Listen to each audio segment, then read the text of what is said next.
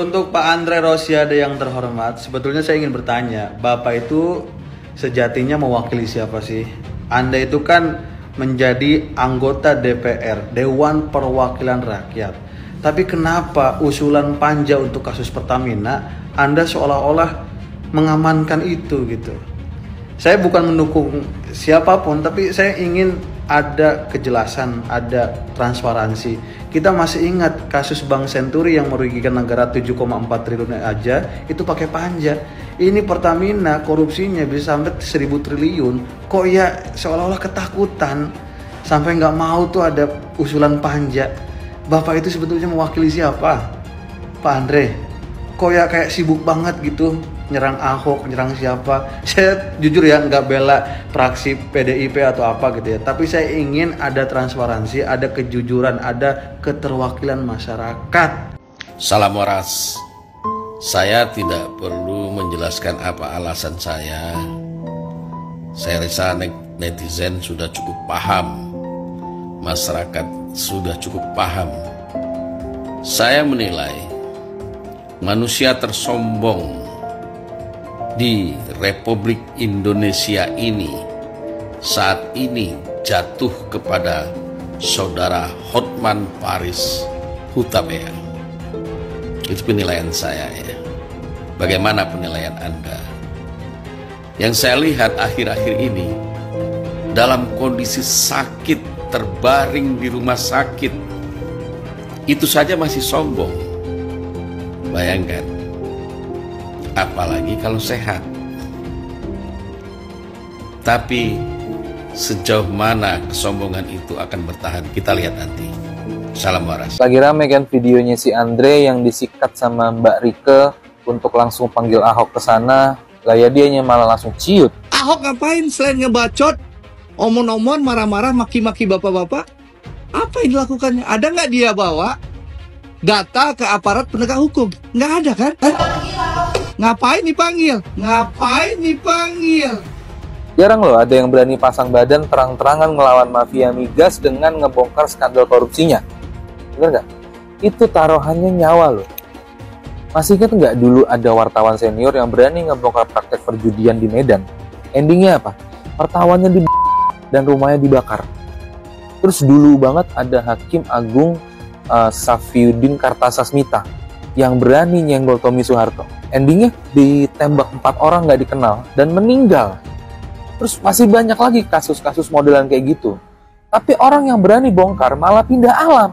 Kenapa pasukan buzzer Jokowi, Hotman Paris, dan sekarang ada si Andre Rosiade malah gencar banget nyerang Ahok?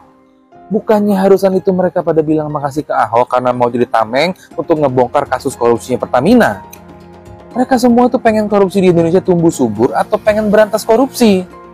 Ahok baru mau bongkar sekarang itu karena timingnya pas.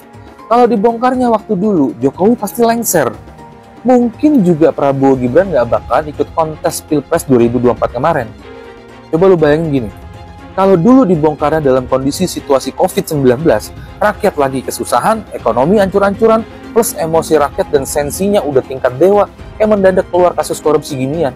Di amuk masa yang ada, demo besar-besaran dan Jokowinya lengser. Kalau Jokowinya lengser, kagak bakalan ada cerita cawe-cawe naikin Prabowo dan anaknya di Pilpres 2024 kemarin. Paham gak itu? Terus untuk Andre Rosiade, kalau lu berani dan punya nyali sebagai cowok, kenapa langsung panik pas Mbak Rike bilang suruh panggil Ahok? Daripada lu cuma berani galak di belakang orangnya, mending langsung depan muka orangnya dong.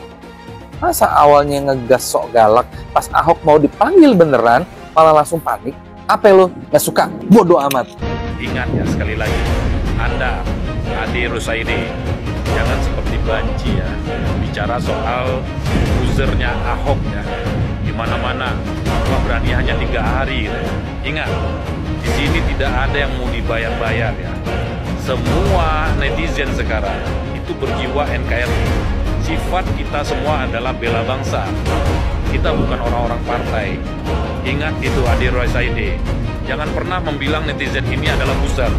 Anda salah. Sekarang Anda sedang diperhatikan oleh netizen di seluruh Indonesia. Hati-hati. Mereka adalah wakil rakyat. Ya. bukan seperti Anda yang di DPR itu yang menyatakan diri selaku wakil rakyat ya. Tetapi apakah Anda sudah merasa mewakili rakyat dalam hal ini untuk membongkar kasus Pertamina yang sudah menculik uang dari rakyat? Apakah Anda di DPR sana berniat untuk memulangkannya itu lagi kepada rakyat? Kalau Anda memang bersatu dengan rakyat, jangan pernah bilang netizen itu adalah buzzer. Hati-hati, jaga mulut Anda, Ade Rosaide. Anda hanya politisi Gerindra ya. Dari dulu memang ada apa Anda dengan Jokowi, ada apa dengan Ahok, kita nggak tahu. Jadi jangan senggol-senggol lagi Ahok dalam hal ini. Ya, semua netizen juga tidak pernah simpatik dengan Anda. Anda harus ingat itu. Ya, jangan pernah senggol lagi Ahok. Negara ini butuh Ahok sementara ini. Jangan bilang-bilang Ahok pahlawan kesiangan. Yang justru harus berpikir Andalah yang dimaksud dengan pahlawan kesiangan. Ya, seakan-akan sudah membongkar di saat Prabowo memimpin ini sudah terbongkar semuanya. Tidak, itu hanyalah bom waktu dan bisul yang sudah amat matang pecahnya zaman sekarang.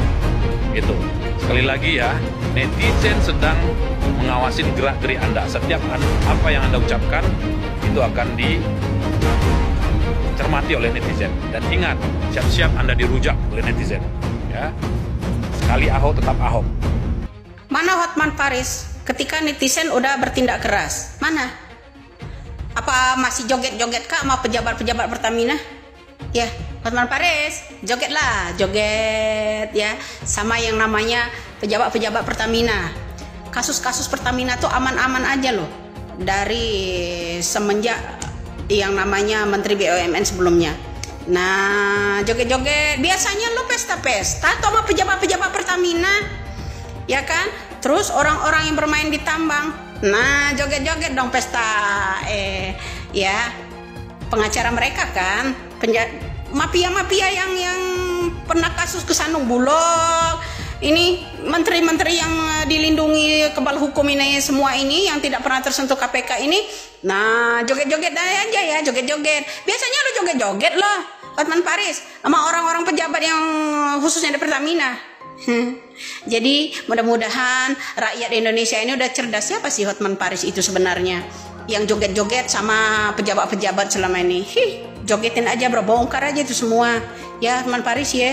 Nah terus nih Hotman Paris satu lagi ya, kalau memang Anda itu untuk mafia ya, coba kritik-kritik lagi lah yang lain-lainnya ya, Kementan gitu. Terus EKN senggol-senggol dong, yang pernah nanam itu terus di Port Estate, yang pernah nanam jagung, nanam singkong tumbuh jagung ya kan, suburnya di Cianjur itu, nah itu bongkar dong ya. Joget-jogetin itu aja bro ya. Salam waras buat Hotman Paris. Hei Hotman Paris, jangan banyak bacot kau ya. Aku pendukung Ahok, bukan orang yang bodoh seperti yang kau maksudkan. Sejak kapan kau jadi guguknya Pertamina? Mengapa kau kepanasan dengan pernyataan Ahok? Mengapa kau gelisah dengan pernyataan Ahok itu? Dan apa masalah pribadimu dengan Ahok? Ahok punya statement bagus untuk membuka bobroknya Pertamina. Dan kau malah mau melindungi para koruptor-koruptor yang ada di Pertamina. Apa mungkin kau mau dipakai sebagai pengacara para koruptor itu? Hah? Jawab Hotman. Jangan kau diam aja, jangan pongah kau, jangan sombong kau. Ya? Merdeka! Ahok ngapain selain ngebacot, omong-omong, marah-marah, maki-maki bapak-bapak? Apa yang dilakukannya? Ada nggak dia bawa data ke aparat penegak hukum? Nggak ada kan? Ngapain dipanggil? Kita ngapain ngasih panggung orang yang sudah pensiun, nggak berbuat apa-apa, lalu sekarang setelah Kejaksaan Agung melakukan penegakan hukum, dia mau jadi pahlawan kesiangan. Saya cuma minta Pak Jaksa, sidang terbuka di Republik ini. Berarti Anda siap dipanggil Kejagung? Oh, saya siap, saya senang membantu. Dan saya senang kalau di sidang, itu semua rekaman rapat saya itu diputar, biar seluruh rakyat Indonesia mendengarkan apa yang terjadi di Pertamina, apa yang saya marah-marah di dalam. Assalamualaikum warahmatullahi wabarakatuh. Kembali lagi saya speak up ini tentang apa yang dituduhkan oleh Hotman Paris kepada Bapak Ahok, bahwa dia menganggap banyak orang Indonesia yang otaknya tidak berisi dan nalarnya tidak berjalan gitu. Sekarang saya ajak Pak Hotman Paris untuk berpikir menggunakan nalar. Mungkin Anda terkenal menjadi booming kaya raya sekarang, tapi kami ya nggak pedulilah Anda mau kaya mau seperti apa gitu. Karena harta Anda juga nggak bermanfaat untuk masyarakat banyak, hal banyak gitu. Jadi yang kami pedulikan, kami tidak menyebut bahwa Pak Ahok adalah pahlawan dari terbongkarnya kasus korupsi Pertamina ini. Cuma niat baik Pak Ahok untuk membantu membuka seluas-luasnya kasus ini yang kita apresiasi gitu. Bukan menganggap Pak Ahok adalah pahlawan dari terbongkarnya kasus korupsi ini, tapi kita sangat mendukung. Jika memang Pak Ahok punya informasi, mari kita dukung. Buka seterang benderangnya. Ini yang mau kita dorong. Bukan menganggap Pak Ahok ini pahlawan. Tidak, Pak Hotman. Kami mendukung Pak Ahok ini membongkar bobroknya Pertamina ini. Karena sangat-sangat merugikan. Sangat-sangat merugikan negara dan rakyat Indonesia. Kami beli minyak mahal. Di bawah ini, Hotman tahu. Kami di Riau, harga BBM luar biasa mahalnya, padahal penghasil minyak di sini. Ini karena bangsat-bangsat yang korupsi ini, Pak Hotman. Jadi Pak Hotman, jangan fokus kemana-mana. Fokus kepada kasus korupsi dan orang-orang yang melakukan korupsi di negeri ini. Jangan dihalang-halangi kalau ada orang yang ingin membantu membuka bobroknya ini. Jangan kita ini kan gitu. Biarkan saja Pak Ahok menyampaikan. Kalau ternyata nanti dianggap dia selama ini tidak bekerja, kalau seandainya dia ini, ya sudah, dia akan terseret. Nggak usah kita halangi. Biarkan dia membuka seterang benderang mungkin bagaimana kejahatan korupsi ini dilakukan di Pertamina. Oke, Assalamualaikum warahmatullahi wabarakatuh. Salam dari Riau, Pak Hotman. Hotman Paris. Aduh. Yang ngomentarin Ahok, perasaan Ahok nggak pernah ada nyenggol dia, dia ngomentarin semua aja. Kali ini saya dukung Ahok lah. Iya, walaupun katanya dulu dia waktu jadi komut, kenapa nggak dari dulu melakukan aksi segala macam. Udahlah Pak, sama-sama tahu kita ini di Indonesia ini yang jujur itu terbuang, banyak yang nyerang, banyak yang nggak suka yang jujur nih. Indonesia ini orang baik aja dipaksa menjadi orang jahat, Pak. Aduh. Terusin lah untuk Pak Ahok. Jangan takut, Pak. Masyarakat bersama Anda, Pak. Jangan dengerin orang itu, Pak. Semangat, Pak. Kepada para pendukung Ahok yang telah memusuhi aku, kalau kau memang punya otak, kau pasti akan memuji aku. Karena aku tidak musuhin Ahok. Aku hanya bertanya logika yang sangat logis, yaitu Ahok mengatakan akan membongkar korupsi di Pertamina setelah Kejaksaan Agung membongkar. Pertanyaannya adalah, kenapa nggak kau bongkar dari dulu? Itu pertanyaan saya. Apakah karena kamu takut? Kenapa kau tidak bongkar dari dulu? Sekiranya Kejaksaan Agung tidak membongkar, berarti kau akan membiarkan sampai puluhan tahun ke depan korupsi tersebut yang akan rugi, Indonesia akan rugi ribuan triliun. Jadi pertanyaan saya, pertanyaan yang orang anak SD pun tahu. Kenapa bukan kau yang bongkar? Kalau memang kau mau bongkar sekarang, kenapa nggak bongkar dari dulu? Pendukung Ahok, benar kan? Logikanya simple. Otak kamu aja yang bodong, tidak ngerti-ngerti pertanyaannya. Saya tidak kenal Ahok, saya nggak peduli sama dia, saya lebih kaya dari dia, saya lebih terkenal dari dia. Tapi karena ini menyangkut negara, aku ada pertanyaan. Kenapa kau tidak bongkar dari dulu? Kenapa baru sekarang kau mau bongkar? Halo Bang Hotman. Saya rasa Anda salah satu pengacara yang namanya udah sangat terkenal banget ya, kaliber internasional ya kan. Saya lihat video Anda tadi pagi. ngoceh-ngoceh, woi Ahok berisik loh, apalah seperti itu ya. Kamu itu kan komut, kamu seharusnya bisa kayak begini. Bang Hotman, kayak nggak tahu aja bang. Ente tinggal di mana? Kayak nggak tahu aja negara kita kayak mana. Ikan bang. Anda menyamakan komut bang, kalau di perusahaan yang lain ya, perusahaan swasta atau apapun itu mungkin bisa bang kayak begitu. Tapi kalau di negara kita, apalagi itu perusahaan negara bang, ya kan, BUMN bang, nggak bisa kayak begitu bos. Nah, nggak usah, sesimpel aja deh bang ngejelasinnya ya. Urusan petrol dari zaman kapan sih? Dari zaman kapan kayak begitu? Zaman Tommy Soeharto sama Bambang jual minyak mentah kita ke luar negeri, mereka yang dapat komisi. Terus nanti diolah di luar negeri, dibeli lagi sama Indonesia, mereka lagi yang dapat komisi. Rakyat cuma kebagian apa ya? Kebagian ngantri bensin doang, kebagian ngantri minyak tanah doang. Bang, jelasin sama publik yang bener bang, jangan kayak gitu. Udah sekelas ente loh, masih aja bohongin orang. Bisa BTP bergerak kayak gitu? Nggak bisa juga. Kalau bosnya nggak ini, yang ada dia yang dipecat sama bosnya. Kan gitu. Bosnya yang paling tinggi kan tahu itu. Mau siapapun itu presidennya. Mohon maaf ya, setelah Soeharto berganti presiden bergulir-bergulir, ada 2 orang loh yang menjabat selama 10 tahun. Ada SBY, jenderal. Apakah dia bisa benahin Pertamina? Enggak. Anaknya main enggak? Nah, lu cari tahu deh tuh. Jokowi 10 tahun menjabat. Katanya enggak gentar sama koruptor, bla bla bla bla, pengen beresin ini itu. Dulu gue percaya sama dia karena alasan itu juga salah satunya. Pada kenyataannya, bisa nggak diberesin? Nggak bisa juga. Nggak bisa bos, mau siapapun itu presidennya. Nggak usah ngajarin apa nih, mohon maaf ya. Nih, pembohongan publik, pembodohan publik, gue bingung nih. Apa yang sedang lo lakukan? Kok sekelas lo jadi kayak buzzer sih bang?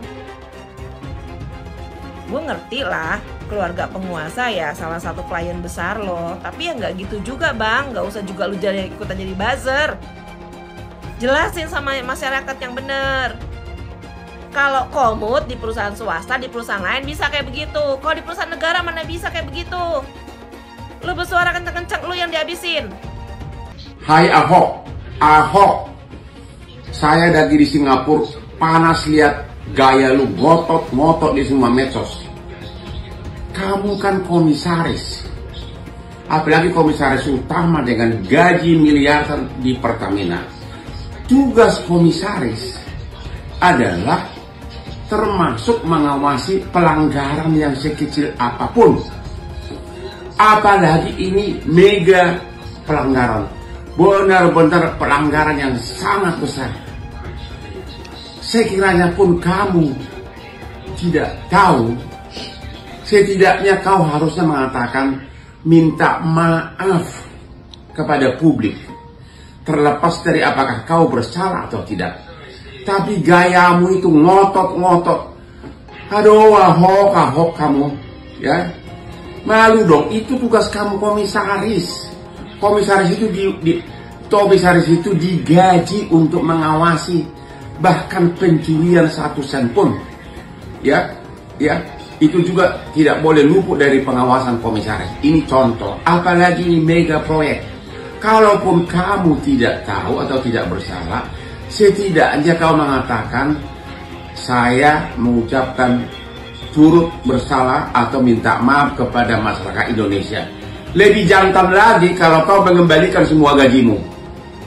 Ahok, jangan ngotot kamu. Emang lu siapa sih? Siapa sih lu di Indonesia ini, Ahok? Ngotot kayak apa lu? Lu nggak ada apa-apanya kok. Ih, Bapak mobilnya bagus banget. Beli di mana? Najis, mobil mewah hidup enak hasil korupsi aja bangga. Udah tua bukannya nyari pahala malah ngumpulin dosa. Lihat lo yang tidur di pinggir jalan, bukannya bersyukur punya gaji gede hidup enak malah korupsi. Mikir dong, lu yang hidup enak yang dirugiinnya banyak nih. Mana mukanya? Aduh, Hotman Paris sekarang nyerang Bang Ahok lagi. Lu maunya apa di negara ini? Udah bener, Pak Ahok itu ngebuka semua data-data tentang korupsi. Kok lu yang sewot? Lu sebenarnya gimana sih? Sebenarnya lu pendukung koruptor atau gimana ini Hotman Paris? Hah? Serang sana serang sini, kondisi sakit loh. Lu fokus berobat Hotman Paris, napas lu aja udah tersengal-sengal. Ya, nggak usah ngurusin negara ini dulu, berobat dulu. Ya, nanti lu akan berhadapan sama gue di segala urusan pengacara.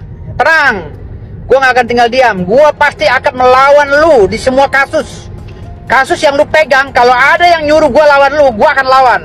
Ingat Hotman Paris, lu akan gue kejar sampai manapun. Ya, kalau Pak Ahok nyuruh gue jadi pengacara, lu gue kejar Hotman Paris. Ya, karena dalil-dalil hukum lu ngaco. Gue bukan pengacara tipe-tipe penyuap. Ya, gue pengacara asli berpikir pakai otak. Ya, Pak Ahok bersih begitu lu hina-hina Hotman Paris. Aduh, lu sama gue aja kalah. Lu sekarang nyerang orang lagi. Lu urusin dulu sama gue. Hah? Urusan lu sama gue belum selesai. Hotman Paris, nggak usah nyenggol-nyenggol Pak Ahok ya. Ingat, Pak Ahok itu orang jujur. Ingat, Ahok orang jujur. Ya, makanya banyak orang nggak seneng. Udah, Hotman Paris lu berobat dulu, napas lu udah sengal-sengal tuh. Kalian udah nonton belum full video Pak Ahok yang di YouTube? Gila, gua bisa ngebayang bagaimana stresnya dia, sakit hatinya dia, keselnya dia bekerja di antara orang-orang yang mostly semuanya korupsi. Kayak kata dia itu, kalau gua jadi direktur gua pecat semua. Jadi kalian bisa tahu kan, kita bisa kebayangkan orang yang ada di Pertamina itu semuanya korupsi, guys. Gila. Nah, kayak kata Pak Ahok juga, Indonesia ini cuma dua penyakitnya, munafik sama korupsi. Nah, orang yang munafik ini kan berkedokan agama, mau itu agama Islam, Kristen, apa semua berkedokan agama, gitu kan. Sedikit salah ngomong masalah agama, udah langsung digoreng sampai gosong, sampai masuk penjara, wis bah, gitu kan. Nyata emang benar.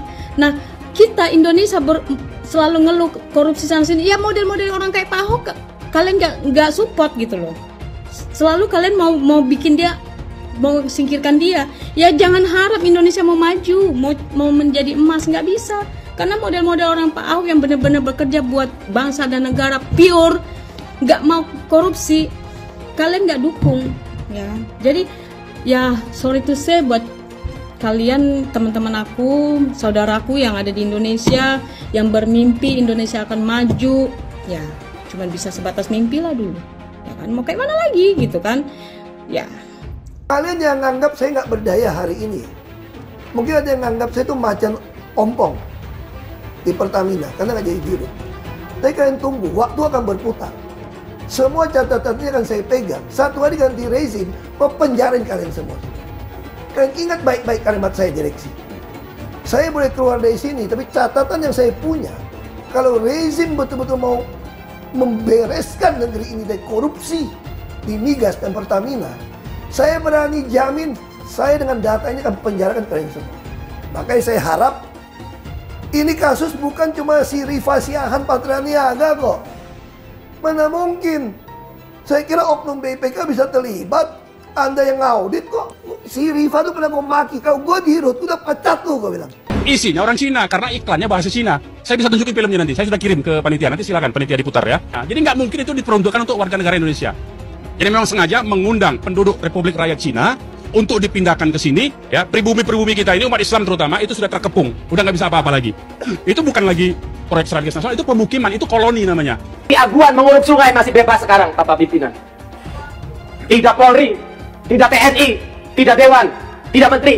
Kenapa di negeri ini tidak ada yang berani sama orang yang namanya Aguan?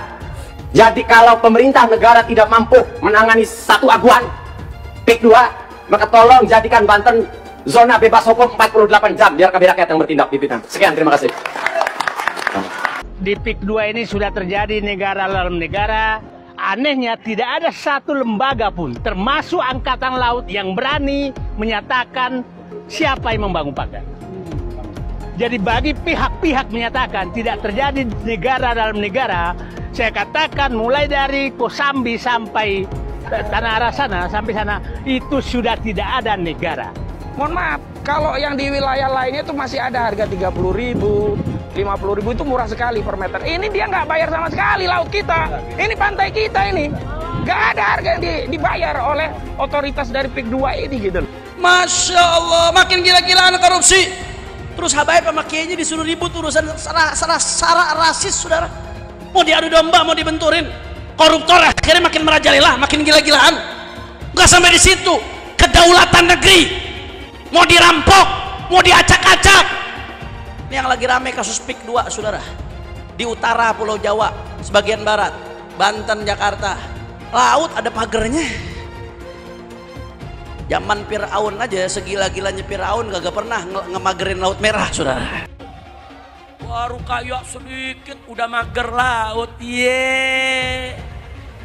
udah gitu anehnya 30 km laut dipager dari RT, RW, lurah, camat sampai presiden nggak tahu. Lu buta. Kacau tidak? Kacau tidak? Hei Aguan, berapa banyak pun uang yang kau punya, berapa banyak pejabat yang telah kau sogok, berapa banyak pun pasukan yang telah kau siapkan, demi Allah kami siap bertempur untuk membela masyarakat Banten dan rakyat Indonesia. Saya tanya, siap tempur, siap lawan mereka, siap lawan penjajah. Allahu Akbar. Gara-gara kasus pagar laut, kini beredar maki-makian terhadap kaum pengusaha Tionghoa, terutama pengusaha besar Aguan. Masalahnya sekarang ini beredar luas serangan sampai ke tahap tuntutan agar proyek PIK 2 dihentikan atau juga agar Aguan dipenjara. Sangat mungkin serangan ini datang bukan dari kepedulian terhadap aspek hukum, tapi ya dari kebencian terhadap pengusaha sukses, kecemburuan dan kebencian terhadap Tionghoa, serta juga kebencian terhadap pemerintah. Kita kalau mau menyelesaikan masalah bangsa ini yang keberagaman ini, bukan diem kabur gitu loh. Ya udah, kita mesti tes. Justru sekarang yang terjadi, kalau bisa kita mesti lihat dong. Justru kalau bisa rematch sama Pak Anies lebih menarik. Wow. Supaya mengukur sampai di mana bangsa ini setelah naik levelnya untuk menuju Bhinneka Tunggal Ika gitu loh. Jadi Pak Ahok mau rematch lagi dengan Pak Anies? Bukan. Maksud saya itu kalau Anda mengatakan bahwa ini akan takut ribut gitu loh. Kalau takut ribut ya paling cocok ya rematch dong untuk mengukur supaya apel dengan buah apel bandingnya gitu loh. Cuman mau, udah pede? Bukan soal pede nggak pede, kalau kita pengen demi untuk bangsa ini menilai, kalau bisa ikut menarik menurut saya. Untuk mengukur kan, apakah terjadi lagi demo yang besar atau terjadi lagi pasang tulisan di mana-mana, kan kita itu menarik gitu loh untuk mengukur. Nanti 100 tahun merdeka masih persoalan ini diumpetin gitu loh. Dan ini aneh, betul-betul aneh. Ini bukan kampanye, tapi saya sampaikan di sini. Di satu sisi menyiapkan jalur-jalur air untuk dikirim ke laut, di sisi lain di lautnya dipasang dengan pulau reklamasi, tinggal tunggu waktu jadi rob air balik. Dan ini melawan sunatullah. Kenapa? Air itu turun dari langit ke bumi, bukan ke laut. Harusnya dimasukkan ke dalam bumi, masukkan tanah. Di seluruh dunia air jatuh itu dimasukkan ke tanah, bukan dialirkan pakai gorong-gorong raksasa ke laut. Jakarta telah mengambil keputusan yang fatal. Bukan banjir, itu memang parkir air. Bukan banjir, itu memang parkir air. Penjajahan di depan mata itu di Jakarta. Di tempat lain penjajahan mungkin terasa jauh, tapi di Jakarta, bagi orang Jakarta, yang namanya kolonialisme itu di depan mata, dirasakan sehari-hari. Dulu kita semua pribumi ditindas dan dikalahkan. Kini telah merdeka, kini saatnya kita menjadi tuan rumah di negeri sendiri. Hai semua, nama saya Jonas Leong. Saya adalah investor saham, forex, dan juga kripto. Channel ini banyak membahas tentang berita terkini, edukasi finansial, investasi, dan lainnya. Jangan lupa subscribe channel ini kalau kamu suka dengan konten yang serupa. Follow juga sosial media lainnya yang saya taruh link di kolom deskripsi. Di sana kalian bisa dapatkan konten yang berbeda. Saya juga punya Telegram channel yang isinya berfokus kepada trading dan juga investasi. Itu Telegramnya gratis. Oke, kita lanjut ke videonya. Sebagian besar penonton di video ini setelah menonton video di awal mungkin bertanya, apakah kejadian seperti krisis 98 akan kembali terulang? Belum lagi keadaan global yang tidak menentu.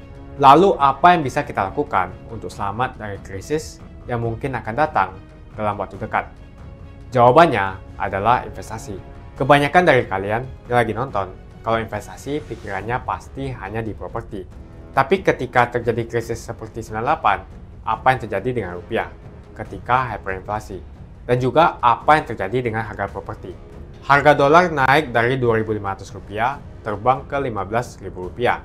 Otomatis, utang yang harus kita bayarkan naik 6 kali lipat. Banyak sekali bisnis yang bangkrut. Kebakaran terjadi di mana-mana. Rumah pun bagaikan tidak ada harganya. Mau dijual pun tidak ada yang mau beli. Saya tidak mengatakan ini akan terjadi lagi. Tapi kemungkinan terjadi seperti Mei 98 tetaplah ada.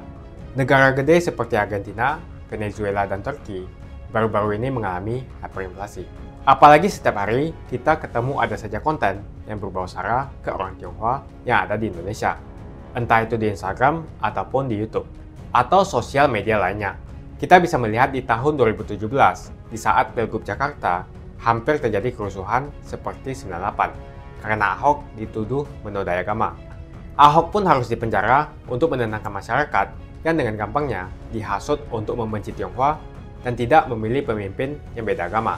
Akhirnya Anies jadi gubernur dengan bantuan ormas larang FPI dan sampai saat ini dijuluki sebagai bapak politik identitas. Kejadian itu pun berlanjut hingga saat ini. Masifnya pemberitaan sara terhadap Tionghoa beredar di media-media nggak jelas. Penonton setiap hari dihasut untuk menggulingkan pemerintahan karena tuduhan Indonesia dikuasai oleh Taipan atau Sembilan Naga, yang ujung-ujungnya menyalahkan Tionghoa lagi. Kita bisa lihat dari kejadian di PIK 2, di mana ormas larang seperti FPI dan HTI terus-menerus menghasut masyarakat untuk membenci Tionghoa. Saya tidak bisa membayangkan jika kejadian seperti Mei 98 terulang kembali. Setiap musibah yang selalu disalahkan adalah keturunan Tionghoa. Setidaknya di video ini, saya akan membagikan strategi saya yang udah saya terapin jika kejadian seperti 98 terulang kembali. Tujuan dari strategi ini supaya kita setidaknya bisa selamat dari masalah finansial ketika musibah ini terjadi. Strateginya adalah investasi di aset yang berbeda-beda, bukan di satu jenis aset saja, misalnya hanya di properti. Kalian bisa mulai belajar berinvestasi di aset yang berbeda seperti Bitcoin, emas, dolar, bahkan saham global atau saham Amerika. Ini adalah cara yang bagus untuk mengurangi risiko tergantung kepada satu jenis aset saja. Bukan gak nasionalis kalau kita mau invest di aset-aset yang saya sebutkan tadi. Tapi memang peluang yang kita dapatkan dan potensinya memang jauh lebih bagus daripada beli properti apalagi deposito. Pertama, pelajari jenis aset seperti emas. Setidaknya kita bisa terlindung dari efek hyperinflasi jika terjadi lagi. Selain itu, kalian juga harus belajar bagaimana mendapatkan penghasilan dari emas. Kedua adalah belajar investasi di aset global seperti saham Amerika atau saham global. Ketika terjadi krisis, yang paling berdampak adalah saham-saham Indonesia. Karena semua utang perusahaan dalam bentuk dolar terkena dampak. Deposito, reksadana, bahkan properti terkena imbasnya. Ketiga adalah belajar mengenal berinvestasi di Bitcoin. Alasan kenapa saya suka banget dengan kripto, karena saya bisa pergi ke negara apapun di dunia ini, misalnya di Singapura, dan saya tinggal jual saja kripto di negara itu. Saya menganggap Bitcoin itu sebagai aset properti digital, yang bisa saya bawa kemanapun dan jual kapanpun saja secara instan. Kalau saya butuh uang, detik ini pun bisa saya jual, dan tidak perlu menunggu berbulan-bulan. Itulah strategi saya jika kejadian 98 terulang kembali, untuk selamat dari masalah finansial. Kamu bisa cek link di kolom deskripsi untuk mulai investasi. Dan saya juga sudah sediakan video playlist supaya membantu kalian paham tentang investasi. Semoga video kali ini membantu kalian untuk selamat dari masalah finansial ketika musibah ini terjadi. Semoga Indonesia selalu damai dan sampai jumpa di video selanjutnya.